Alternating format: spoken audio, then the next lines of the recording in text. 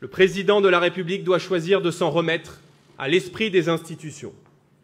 Nous lui demandons solennellement de prendre acte de cette nouvelle donne politique, d'en revenir au peuple français et d'organiser de nouvelles élections législatives.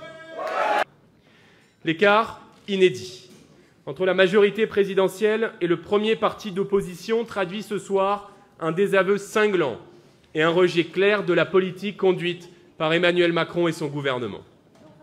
Le président de la République ne peut rester sourd aux messages envoyés ce soir par les Français. En premier lieu, il doit renoncer à l'agenda qu'il s'apprêtait à mettre en œuvre. La désindexation des pensions de retraite, la nouvelle hausse des prix de l'énergie dès cet été, la casse de notre modèle social ou encore l'application du pacte asile et immigration qui prévoit d'intensifier la répartition des migrants dans les communes de France. Emmanuel Macron est ce soir un président affaibli, jusqu'ici privé de majorité absolue à l'Assemblée et désormais rétréci dans ses moyens d'action au sein du Parlement européen. Sous peine de persévérer dans une impasse démocratique, le président de la République doit choisir de s'en remettre à l'esprit des institutions.